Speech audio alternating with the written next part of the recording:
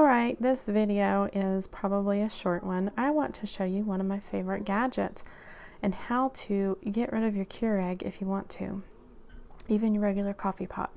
This is a glass kettle. I got this off of actually all these things here I want to show you are from Amazon. I love this glass kettle. It plugs in, has a little base that you just set it on and off of, but I love that it's glass so I don't have to worry about anything leaching in there or what have you.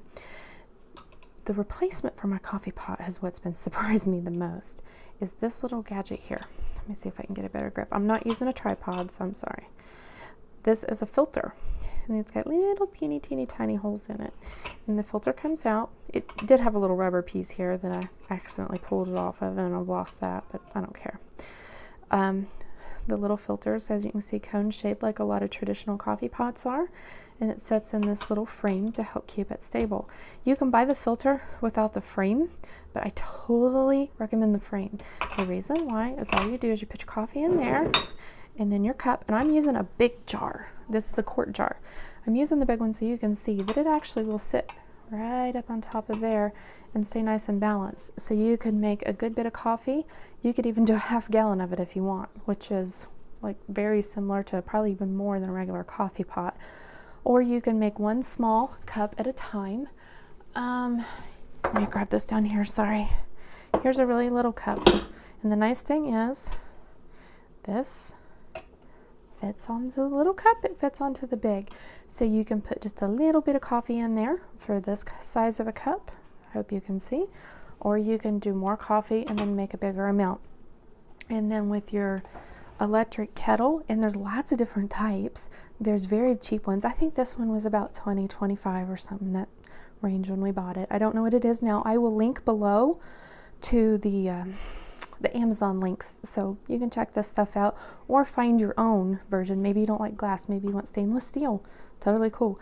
Maybe you don't want to buy one at all, because you can totally use a regular kettle that goes on your stove or a pot, a simple pot of water. But this little gadget here is like, I think it's like $7, $10 or so, and that replaced my Keurig. I had a regular coffee pot, the traditional, 10 cup or 12 cup pot that I used for years. And then my husband had gotten a mini Keurig to try out. And that thing, while it was nice to use and try different flavors, it really grated on me for the cost of those K-Cups. And then I noticed we started feeling sick a lot. And that started really bothering me. So I would clean it out with vinegar and run multiple loads of vinegar through, and it just didn't seem to be enough. And I would take a Q-tip on the inside, and I was still getting black out. So I'm like, you know what? Not worth getting sick. I'm not 100% sure that was what making us sick, so I don't know. It's hard to tell. I just know something was upsetting our tummies, and it seemed to be a lot better after we ditched that. So I don't really have a regret there.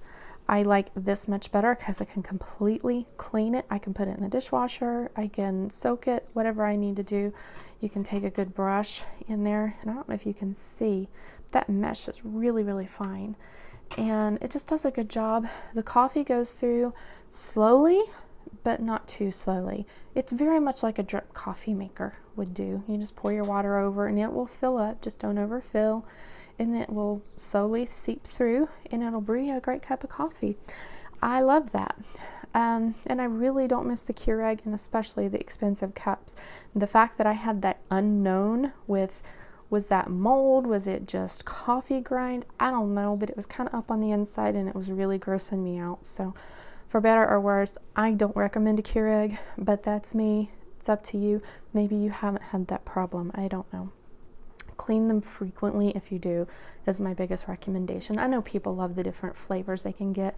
Personally, I'm good with the same flavor every day. We do have a few different jars of things like caramel flavor, but mostly I'm just a Maxwell House or even Aldi coffee. I don't mind it. Anyway, I'm sure you're probably tired of looking at that. The next thing I wanted to show you is another alternative, and a lot of you probably heard of this, and it's just a French press. Let me see if I can get this one handed out. Yeah. You can see it's got a little mesh screen, and you just put your coffee in there. If you want to do like a cold brew, you can, or you can do hot brew. I use this for more cold brewing, and I'll pop the whole thing in the fridge.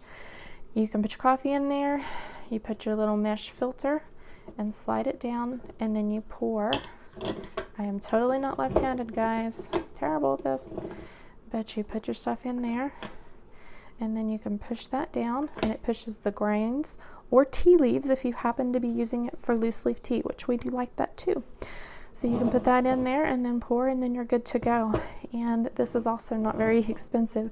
Both are cheap, and I think will last us a whole lot longer than the annoying coffee makers. Now, where this is electronic, I do expect one day it'll fail. So far, it's going about 2 years of life, and I'm very pleased with it. I don't mind replacing it because honestly, I use this a lot. Not just for coffee, like a lot of times in cooking when maybe I need a little extra boiling water, something like that, or boiling water for cleaning something. This is only ever used for water. Love the thing, and occasionally I descale it with some citric acid on the inside just because our water is really hard. Anyway, that's all you got to do to clean it. It's awesome. I feel like I don't have any kind of freaky areas of mold growth or anything of that nature. And all of these options work great. You don't have to have both. Like, you could totally get this and not that, or buy this and not this. And you don't have to have the kettle. I just find the kettle convenient and very worth it. So these are just alternatives to having a Keurig or even a traditional coffee maker. I encourage you to check out the links, see if you like them. Personally, I love it. I am not going back. I can't fathom wanting to go back. It might be a little more inconvenient if we have guests who are also coffee drinkers, but I'll just probably get out my half-gallon jars and brew a big old batch of it. So if y'all enjoy coffee or loose leaf tea, totally recommend this. This has just become a favorite tip. I'm doing the video because my husband asked me the other day, what would I do if this broke? And I said, you know what? I would totally replace that immediately. I would be on Amazon that day replacing it. I like it.